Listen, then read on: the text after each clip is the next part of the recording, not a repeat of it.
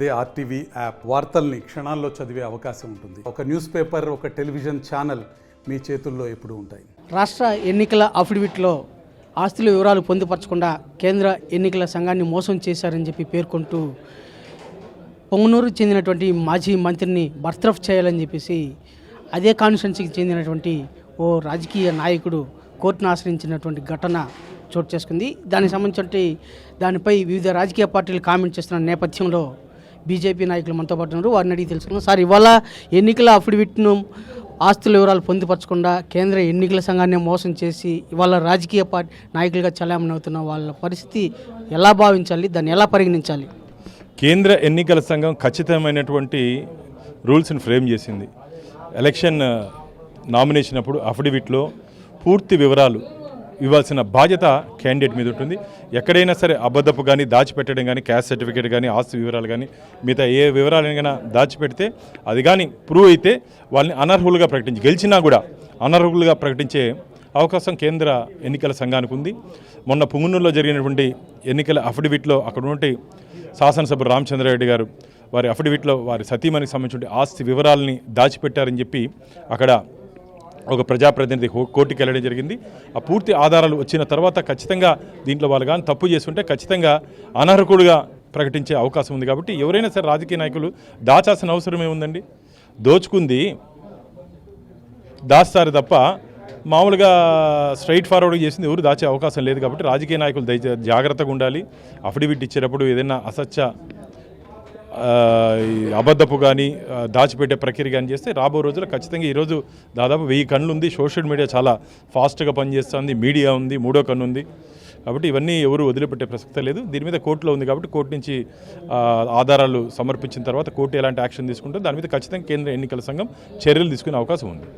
అదే మాజీ మంత్రి ఇవాళ ఒక అభియోగాన్ని పొందుపరుస్తారు. ప్రధానంగా మదనపల్లి ఆర్డీఓ కార్యాలయం దహనంలో అతని హస్తం ఉందని చెప్పేసి ఆరోపణ వస్తుంది. ఇది ఎలా భావించాలి?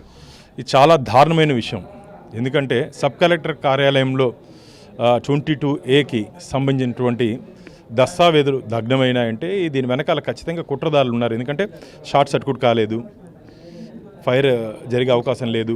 అక్కడ డీజీపీ వచ్చిన తర్వాత వారు మాట్లాడుతూ కొత్త అగ్గి పుల్లలు ప్లస్ 50 అడుగుల దూరంలో కొన్ని దస్తావేజులు ఆడ కాల్ చేశారు ఉద్దేశపూర్వకంగా అని చెప్పారు. దాంట్లో ఇప్పటికే మాధవరెడ్డి అనే వ్యక్తిని అనుమానిస్తూ వారిని పట్టుకునే ప్రయత్నం పోలీసు వాళ్ళు చేస్తున్నారు. ఆ వ్యక్తి ప్రధాన అనుచరుడు రామచంద్రారెడ్డి గారికి అని చెప్పి వార్తలు వస్తున్నాయి. కాబట్టి మాధవరెడ్డి దొరికితే ఈ మొత్తం దీని వెనకాల ఉంటే సూత్రధారులు, పాత్రధారులు, లబ్ధిదారులు. ఎందుకంటే దాదాపు 956 ఎకరాల భూమిని రామచంద్రారెడ్డి గారు కబ్జా చేశారని చెప్పి అక్కడ స్థానిక ప్రజల దగ్గర నుంచి ఫిర్యాదులు వస్తున్నాయి. ప్రజలు కూడా ఈరోజు నిన్న అక్కడ కలెక్టర్ కార్యాలయంలో, సబ్ కలెక్టర్ కార్యాలయంలో వారికి ఈ 22A మీద వాళ్ళ దీని మీద అక్కడ వస్తున్నటువంటి ప్రిన్సిపల్ సెక్రటరీ రెవెన్యూ డిపార్ట్మెంట్కి వారు ఫిర్యాదు చేస్తున్నారు. ఖచ్చితంగా రాబో 4-5 రోజుల్లోనే దీని వెనక ఉంటే వ్యక్తుల్ని చట్టం ముందు నిలబెడతాం మా ఎన్డీఏ కూటమి. ఇది కూడా ఒక హెచ్చరిక. ఎందుకంటే భూబకాసురులు ఆంధ్రప్రదేశ్లో 2019 నుంచి 2024 వరకు భూబకాసురులు ఎక్కువైపోయినారు.